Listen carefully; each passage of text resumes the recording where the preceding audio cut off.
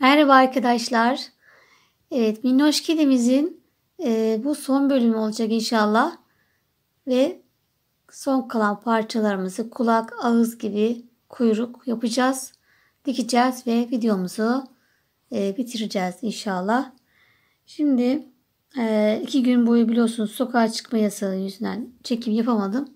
Artık şimdi devam ediyorum ve ağzımızla başlıyoruz.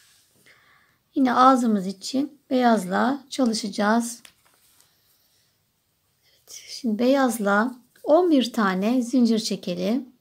Bir tane sabitliyoruz ipimizi. Evet, böyle sabitledik ve 11 zincir çekiyoruz. 1 2 3 4 5 6 7 8 9 10 ve 11. Şimdi tabanlarda yaptığımız gibi aynı şekilde ikinci zincirimize 3 tane sık iğne yapacağız.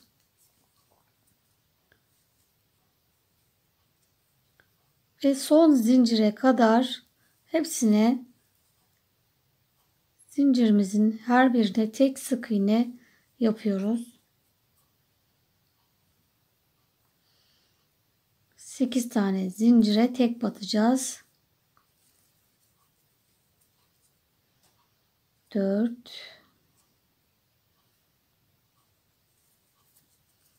5 6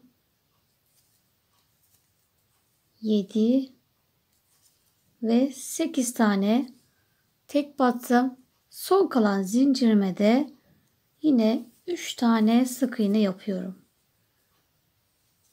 Peş peşe 3 sık iğneyi son zincirime yaptım ve köşemi döndüm. Burası köşe.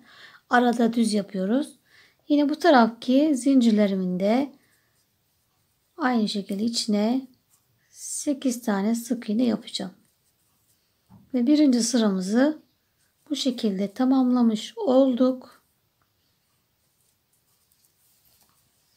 Ve 22 tane sık iğne elde ettik. Şimdi buraya bir işaret koyalım. Evet, ikinci sıramızda yine köşedeki 3 sık iğnenin her birine çift batıyoruz. Birinci, ikinci ve üçüncü çift. Peş peşe 3 tane arttırma yaptım. Şimdi 3 tane sık iğne örüyorum. 1 2 3. 3 sık iğneye tek battık. Ortada 2 taneye ilmek kaydırıyorum. Yani şu içinden geçiriyorum. Çektim ve içinden geçirdim. Yine sık iğne örer gibi çekiyorum. İçinden geçiriyorum. Yani örmüyoruz. İçinden geçirdik. 2 tane CC yaptık. Yine 3 tane sık iğneye tek batıyorum. 1 2 3. 3 tane düz ördüm. Yine köşeye geldim, diğer köşeme. Ve üçüne de çift batıyoruz. Peş peşe 3 tane arttırıyoruz. Birinci arttırma, ikinci arttırma ve üçüncü arttırma. Evet, yine düz yere geldik. 3 tane sık iğne yapıyorum. 1 2 3. Yine 2 tane CC yapıyoruz. Yani ilmek kaydırıyoruz. Örüyorum, içinden geçiriyorum. İpimi örüyorum, çekiyorum, içinden geçiriyorum. Tekrar kalan son 3 sık iğneyi tek batıyoruz. 1 2 ve 3. Evet, bu şekilde bir şekil aldık. Ördük ama ilmek kaydırdık. Sık iğne yapmadık. Amacımız şu şekli vermek için. Ağzımızı böyle büzeceğiz çünkü. Evet, ikinci sıramızı bitirdik. Ve 28 tane sık iğnemiz var. 3. sıramızdayız. Bir tek ve başlıyoruz. Bir tek, bir çift. Bir tek, bir çift. Bir tek ve bir çift. Evet. Bu arttırmamızı yaptık. 3 sık iğne yapıyoruz. Yine 1, 2, 3. Tekrar 2 tane sık iğnemize CC yapacağız. Yani ilmek kaydırıyoruz. Birinci ilmek kaydırma ve ikinci ilmek kaydırma. Tekrar 3 sık iğne yapıyorum. 1, 2, 3 ve 4 oldu, hatta 4 sık iğne yaptım. Diğer köşeye geldim. Her köşede 3'er arttırma var. Birini yaptık. İkincideyiz. Bir arttırdım. Bir tek. Bir arttır. Bir tek. Bir arttır. 3 tane arttırma yaptım. Aralarda tek ördük. Şimdi 3 tane sık iğne yapıyoruz tekrar. 1, 2, 3. Yine ortada geldik. 2 tane ilmek kaydıracağım. Yani CC yapıyoruz. 1 ve 2. 2 tane ilmek kaydırdım. Ve son kalan 3 sık iğneme tek batıyorum. 1, 2 ve 3. Evet, 3. sıramızı bitirdik. Ve 34 tane sık iğnemiz oldu. Şimdi 4 ve 5. sıralarımızı düz öreceğiz. Fakat yine CC yaptığımız yerlerde aynı şekilde ilmek kaydıracağız. Şimdi düz örüyorum. 1, 2, 3, 4, 5, 6, 7, 8, 9, 10, 11, 12. Evet, 12 tane tek battım ve ilmek kaydırdım. Yere geldim. Birinci ilmek kaydırma ve ikinci ilmek kaydırmamı yaptım. 2 tane peş peşe ilmek kaydırdık. Tekrar devam ediyoruz. 1, 2, 3, 4, 5, 6, 7, 8, 9, 10,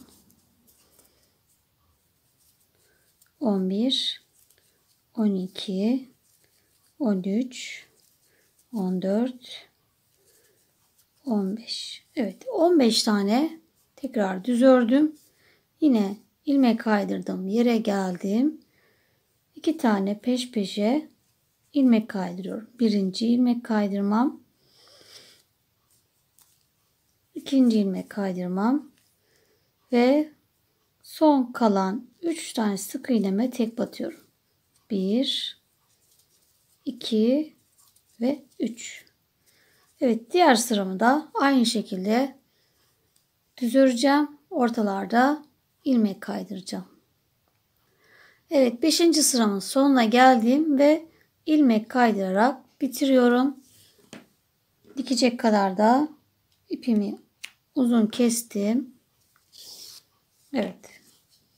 Ağzımızı oluşturduk. Bu şekilde hemen alt dudağımızı yapalım. Şuradaki küçük küçük parçayı yapacağız. Zaten basit. Altı sihirli halkanın içine 6 yapacağız. Hepsini çift batacağız. Evet, sihirli halkanın içine 6 sık iğne yaptım. İkinci sırada hepsini çift battım. 12 oldu. Ve şimdi 3. sıramda da hepsine tek batacağım. Ve ağzımı bitirmiş olacağım. Toplam 3 sıra örüyoruz. 3. sıramdayım. 12 sık iğne, yine hepsine tek batıyorum. Şöyle yaptığımızda bir ağız oluşacak.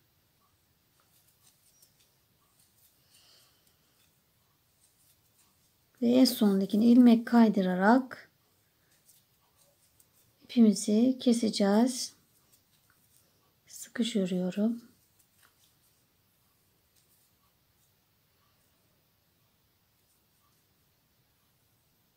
Evet, şöyle yapalım. Son sık iğneme ilmek kaydırıyorum ve ağzımı bitiriyorum. Şöyle dikme payı kestim.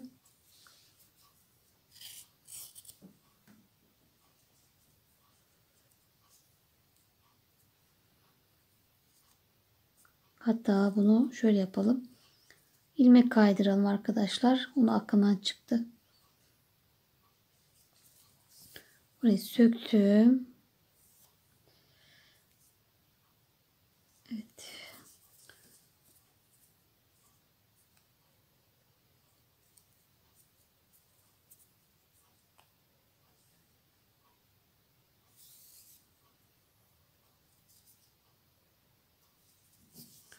Evet, şimdi iki tarafı, iki ucu ilmek kaydırarak birleştireceğiz. Şimdi bu şekil ya. Bunu böyle tam ortadan tutacağız. İpimizi şu ortadaki biraz keselim. Kalanı içine koyalım. Evet, bu şekilde hemen karşıya ilmek kaydıralım. Rahat dikmek için yapıyoruz bunu. Hemen karşısındakine ilmek kaydırıyoruz.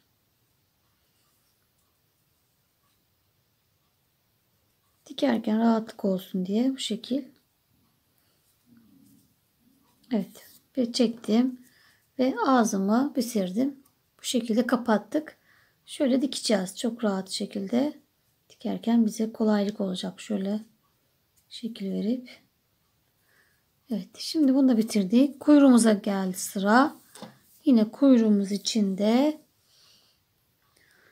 evet, kuyruğumuz için sihirli halkanın içine yine 6 tane sık iğne doldurdum. İkinci sıramda hepsini çift battım. 12 oldu. Üçüncü sıramdayım. 3, 4 ve 5. sıralarımızı düz öreceğiz. Yani hepsine tek batacağız. Toplam 3 sıra düz örelim. Hepsine tek batalım.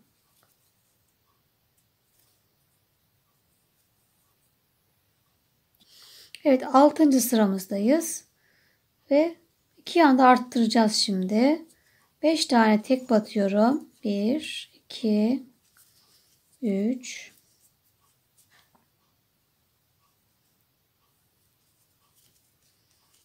4, 5. 5 tane tek battım. Bir arttırıyorum. Tekrar 5 tane tek batıyorum. 1, 2, 3, 4 ve 5. Son kalan sık iğneme de yine çift batıyorum. 2 tane arttırmış olduk. Sayımız 12 idi. 14 oldu. Şimdi 2 sıra yine eksiltme arttırma yapmadan düz öreceğiz. 7 ve 8. sıralarımızı düz örelim.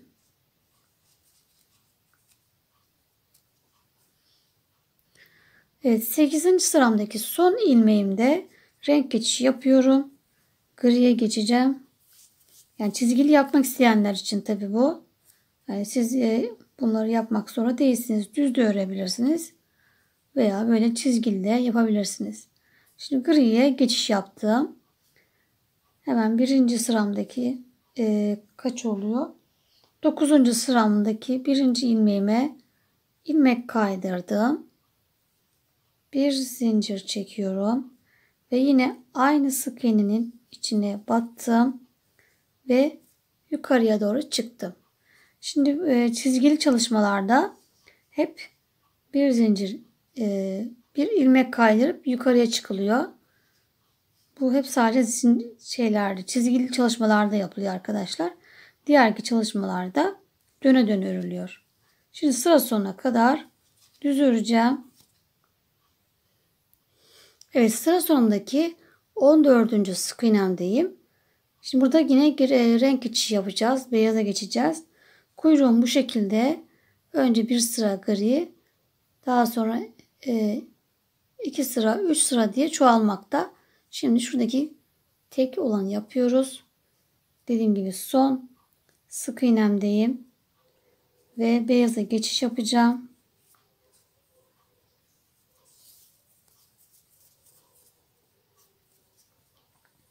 Evet, beyazla griyi kapattım. İlk başladım.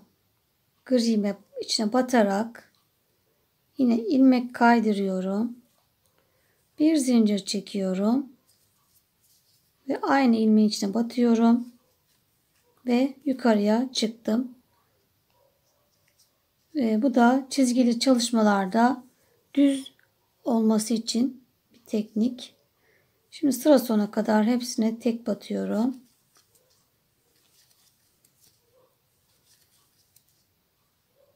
Evet, yine bir sıra gri ördüm. Sıra sonuma geldim ve son sık iğnemi yine gri ile ilmek kaydırarak geçiş yapacağım. Bu sonuncusu 14. sık iğnem. Evet, bu şekil kapattım. Gri ile kapattım beyazımı ve ilk başladığıma içine batıyorum. Çekip içinden geçiriyorum. Bu şekilde bir zincir çekiyorum. Tekrar aynı sık iğneye batıyorum ve yukarıya çıktım. Amacımız şurada çizgilerimizin düzgün görünmesi, geçişlerimizin. Yine sıra sonuna kadar düz örüyorum. Evet, 11. sıramızı bitirdik. Burada griyi yine 2 sıra yapacağız. Şurada gördüğünüz gibi 2 sıra gri. O yüzden renk geçişi beyaza geçmedik. İlk başladığımız ilmek kaydırıp yukarı çıktığımız ilk sık iğnemize batıyoruz. Tekrar ilmek kaydırıyoruz ve burayı düz hale getirdik. Tekrar bir zincir çektim. Aynı sık iğnenin içine batıyorum. Yeniden yukarıya çıktım. Sıra sonuna kadar tekrar düz örüyorum. Şimdi burada bu 2. sıramız gride. Beyaza geçiş yapacağız. Son sık iğnemiz yine beyazdan geçiş olacak. Buraya kadar düz örelim. Son sık iğnemize kadar.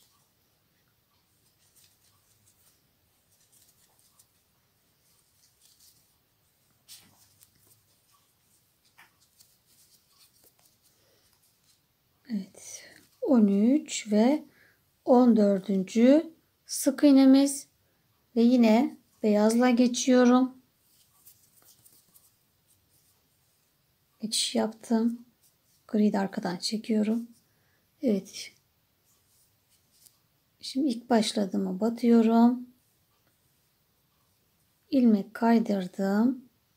Bir zincir çekip aynı ilmeğin içine battım ve yukarıya çıktım. Evet, gördüğünüz gibi düz bir geçiş oldu. Yine sıra sonuna kadar düz örüyoruz. Evet, 13. sıramın sonuna geldim. Yine beyazı da 2 sıra yapacağımız için griye geçmedik. Tekrar ilk başladığımızın içine batıyoruz. İlmek kaydırıyoruz. Şurayı sıkış yapalım. İlmek kaydırdım. Tekrar bir zincir çek. Aynı ilmeğin içine bat. Evet, bu şekilde tekniğimiz bu arkadaşlar. Sıra sona kadar düz örüyoruz. 2 sıra beyaz olduğu için tekrar griye geçeceğiz.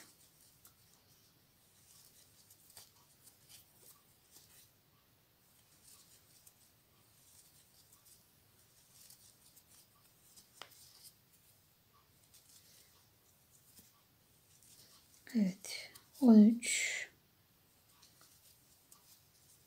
ve 14. sık iğnemizde griye geçiyoruz. Gri ile kapattık. Tekrar ilk sık iğneye batıp ilmek kaydırdık. Bir zincir, aynı sık iğneye battık ve yukarıya çıktık. Gördüğünüz gibi dümdüz bir geçiş oldu. Şimdi griyi 3 sıra düz öreceğiz. Geçişlerimiz aynı. İlmek kaydırıp yukarıya çıkacağız. Evet, 17. sıramı bitirdim ve son sık iğnemde yine beyazla geçiş yapıyorum. İlk sık iğneme batarak ilmek kaydırdım. Bir zincir, aynı sık iğne batıp yine yukarıya çıktım ve tekrar 3 sıra eksiltme artırma yapmadan düz öreceğiz beyazı. Evet, 20. sıramızın son sık iğnesinde yine griye geçiyoruz. Ve artık beyaza, bundan sonra beyazı yapmayacağız. Hep gri öreceğiz. Gri beyazı bitirmiş olduk. Şu araya hiç batmıyorsunuz arkadaşlar. Buraya yanılmayın sakın. Buraya batarsanız çoğaltırsınız. Onun hemen yanındaki bu tepeye batıp ilmek kaydırıp bir zincir çekip aynı yere batıyoruz ve yukarıya çıkıyoruz. Şimdi bundan sonra artık döne döne öreceğiz. İlmek kaydırıp yukarıya çıkmayacağız. Çünkü beyazımız bitti. Beyaz ipimi de düğüm atıp keseceğim. Evet, bu şekilde ilmek kaydırarak çok güzel bir renk geçişi yaptık arkadaşlar. Gördüğünüz gibi hepsi aynı hizada. Şimdi uç kısmına elyaf dolduracağım. Biraz daha sonra tele yerleştireceğim.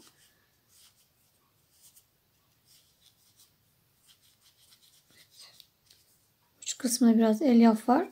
Şimdi biraz ördükten sonra da içine şönil telden koyacağız.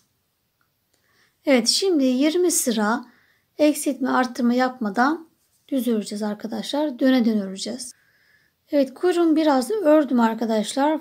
Şimdi telleri koymak istiyorum. Daha sonra zor olacağı için. Çünkü yanlara da elyaf koyacağız yine.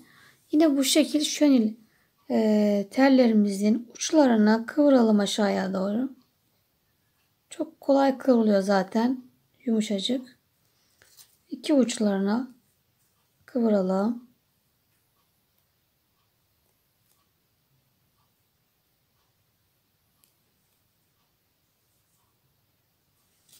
Diğer tarafı da aynı. Evet, şimdi tam böyle ortadan şöyle iki uç birleştirip tam ortasından katlıyorum.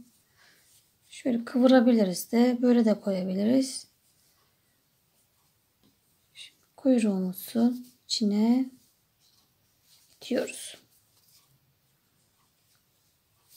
Evet. Şuradaki boşluklara da elyaf dolduralım. Şöyle makasımızın ucuyla itelim. Güzelce dolduralım. Döndüre döndüre Her bir tarafına elyaf dolduracağız. Bakın makas ucuyla gayet kolay oluyor. Şu pazarda satılan makaslar veya AVM'lerde satılıyor. Çok daha işe yarıyorlar. Evet, böyle daha doldurmaya devam edeceğim.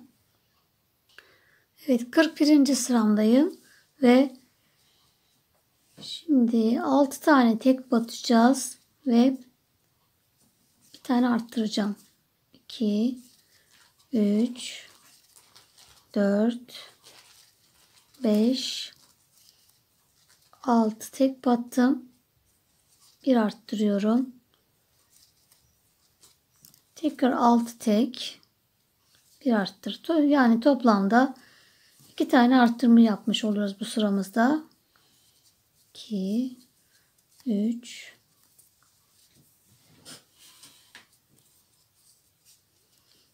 4 5 6 ve son kalanına da bir arttırma yaptım. Ve bundan sonra 5 sıra daha düz öreceğiz. Evet, 5 sıra eksiltme arttırma yapmadan düz ördük.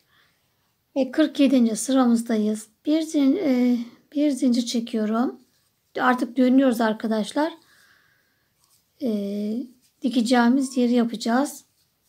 Bir zincir çektim, döndüm. Birinciye battım. 10 tane sık iğne örüyorum. 2 3 4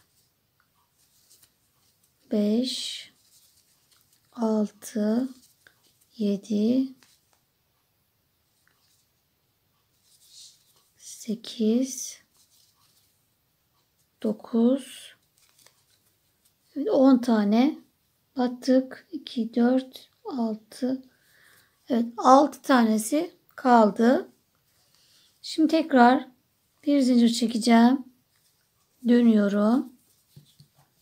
Bir tane atlıyorum. İkinciye battım. 1 2 3 4 5 6 7 son 2 tane kalanında battım, çıktım. İkinciye de batıp çıktım. İkisini bir öreceğim ve azaltmış oldum. Yuvarlattık burayı. Bir zincir çekip dönüyorum. Bir atlıyoruz. İkinciye batıyoruz. Yani burayı artık eksiltiyoruz. Yuvarlatıyoruz. 1 2 3 4 5 6 hatta bir tane söküyorum. 5 oldu. Son 2 tane kalanda yine batıp çıktım. Battım, çıktım. İkisini bir ördüm. Bir tane azaldı yine. Bir zincir çekip döndüm. Yani hem başta ve sonda birer tane azalmakta. Bir tane yine atlıyorum. İkinciye batıyorum. Böyle sıfırlanana kadar devam ediyoruz. Artık saymaya çok gerek yok. Son 2 tane kaldı. Batıp çıkıyoruz. Beraber örüyoruz. Bir zincir çek, dön. Bir atla, ikinciye bat. Evet. Bu son sıra zaten. Son 2 kalanda batıp çıktım. Kapattım. Ve bu kadar yeterli. Bu böyle bu şekil dikeceğiz kuyruğumuza. Görüntü bu. Ve dikecek kadar ipimi kesiyorum. Çok aşırı da uzun değil. Bu şekil arkadaşlar. Kuyruğumuz bunu alacak. Şu şekilde kıvrılacak. Şu an ben şuraları çok doldurmuşum. Evet. Kuyruğumuz da bitti. Evet, şimdi kulağımızı bu şekilde öreceğiz. Sihirli halkanın içine 8 tane sık iğne yaptım. Şimdi birinci batarak ilmek kaydırıyorum. Birleştirdim ve bundan sonra döne döne öreceğiz. Bir zincir çekiyorum ve 3 tane sık iğne yapıyorum. 1 2 3 dördüncüye çift batıyoruz. 1 2 arttırdım yani. Tekrar 3 sık iğne. 1 2 3 son kalan sık iğnemize de yine çift batıyoruz. 1 2 ve sayımız 10 oldu. Şu şekil. Tekrar 3 sık iğne yapıyorum. 1 2 3 demin ki arttırdığım içine yeniden arttırma yapıyorum. 1 2 çift battım yani. Pardon, şurada o. O zaman 4 tane tek batıyorum. 4 tek, bir çift.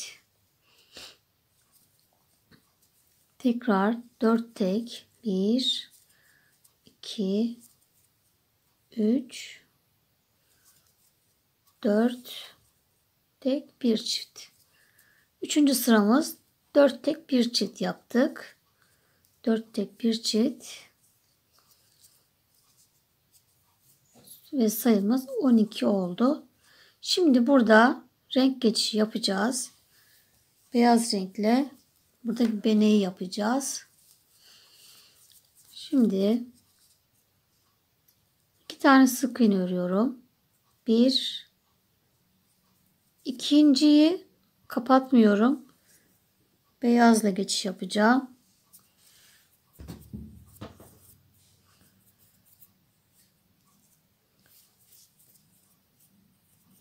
Şöyle arkaya tutturdum. Evet. Griyi beyazla kapattım. Bir tane beyaz öreceğim fakat gri ile kapatacağım. Çünkü bir taneyi beyaz öreceğiz. Geçişlerimizin güzel olması için. Evet, bu şekilde tekrar gri ile geçiş yaptım. Ve 1 2 3 tane sık iğne ördüm. Tekrar arttırıyorum. Çift battım.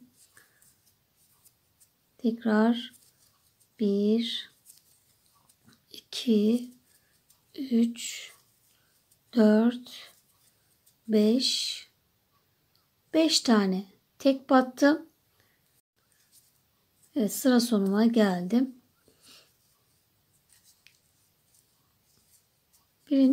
Kaç? 1 2 3 4'ü bitirdik.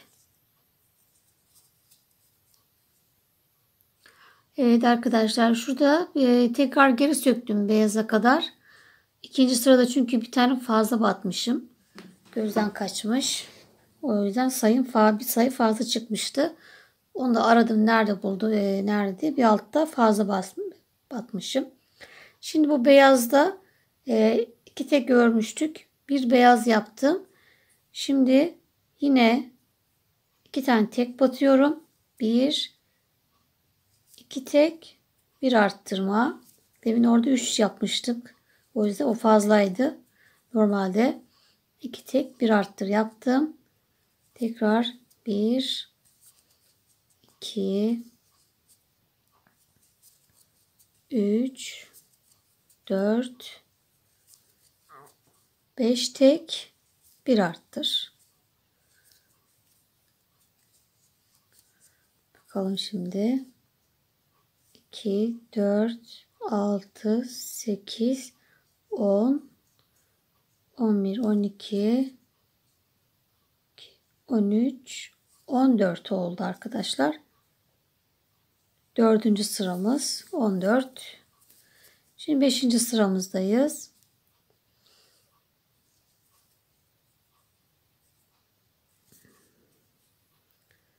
Şimdi yine 2 sık iğne yapıyoruz. 1 2 sık iğne yaptım. İkinci gri ipimi beyazla geçiş yapacağım. Beyazla kapatıyorum. Şimdi ortada bir tane beyaz var. Bunda 2 tane sık iğne yapıyorum. 1 2. Bir de yanındaki sık iğneyi de yine beyaz yapıyorum. 3 olmuş oldu. Bunu şimdi gri ile kapatıyoruz. Geçiş yapıyoruz. Evet, bu şekilde geçişimizi yaptık. Tekrar 1 2 sık iğne, 1 arttır. 1 2 1 2 3 4 5 6 tane tek ördü, 1 arttır. Evet, bu sıramız da bitti. 5. sıramız da bitti.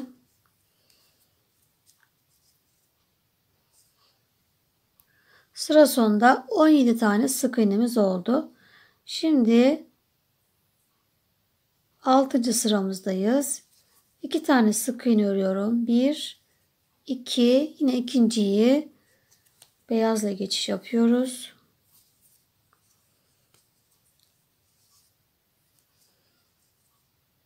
Hemen şu arkadan gri ipi çekiyorum. 3 tane beyaz yapacağım. 1 2 üçüncü beyazımı yine gri ile kapatıyorum. Evet, bu şekilde griye geçtim. Tekrar devam ediyoruz. 1 2 3 tane düt tek battım. 1 arttırıyorum.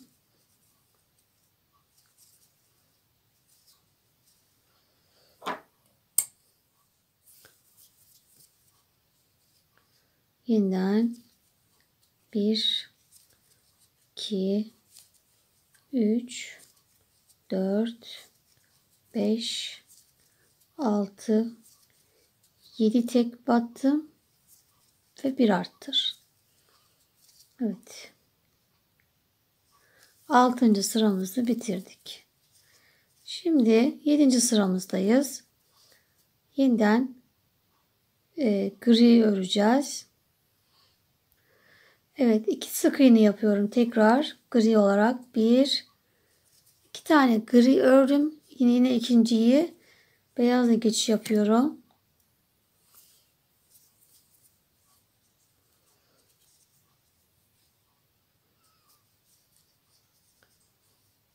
Ve beyaza geçtim.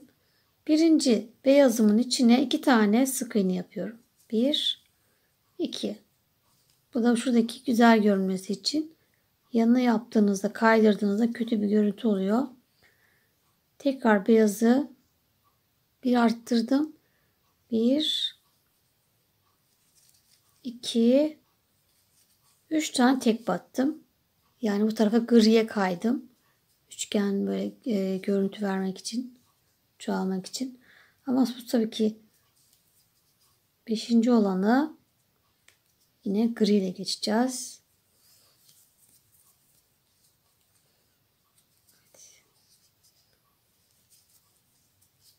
Beyazı da arkadan çekiyoruz, düzeltiyoruz. 1 2 3 tane tek battım gri. 1 arttırıyorum.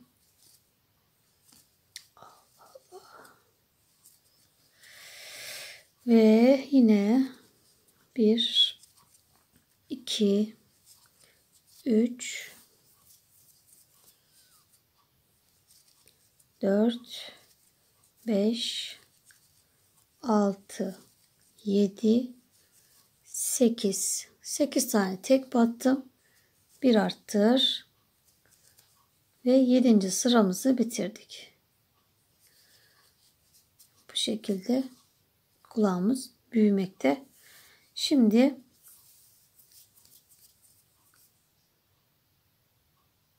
sekizinci sıradayız. 2 tane gri yapıyoruz tekrar. 2 tek yapıyoruz. Fakat yine ikinci grimde beyazla geçiş yapıyoruz. Evet, şimdi 5 tane beyaza tek batıyoruz. 1 2 3 4 5. grimi, beyazımı gri geçeceğim.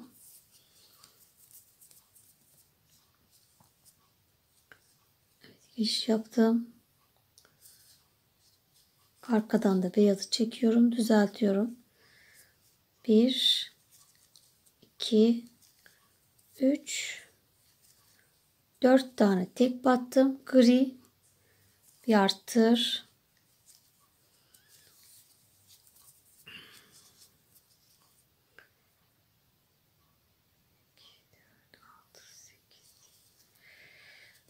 Tekrar gri ile düz örüyorum. 1 2 3 4 5 6 7 8 ve 9 tane tek battım. Bir arttır. Ve kulağımızı bitirdik arkadaşlar. Toplam 2, 4, 6, 8 sıra beyaz ipimi kesiyorum.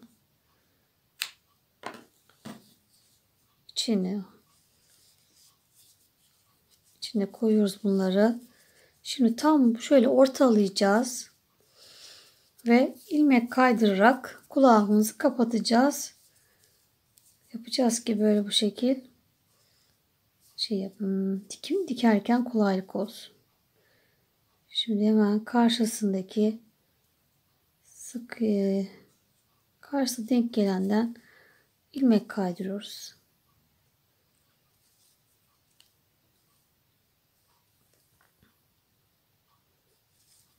İçinden geçiriyoruz. Hemen karşısındaki sık iğneye içinden geçiriyorum.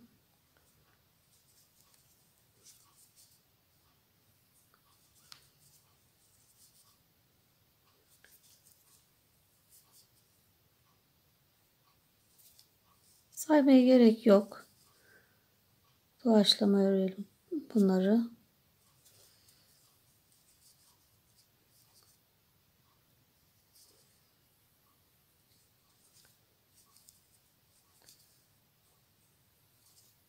Evet, sıra sonuna geldim. Sonuncuya da şu şekil yaptım. İlmek kaydırdım. Evet, bu şekilde kulağımı bitirdim. Kulağımız da bu şekil hazır. Evet, yine 40 dakikayı aştık arkadaşlar. O yüzden de maalesef son bölümü yapamayacağız. Bir dahaki videomuzda daha bu tüylü yer yapacağız. Dikişlerimizi yapacağız ve kedimizi bitireceğiz. Bu bölümde parçalarımız bitti. Son bölümde hepsini dikeceğiz inşallah. Görüşmek üzere. Hoşça kalın.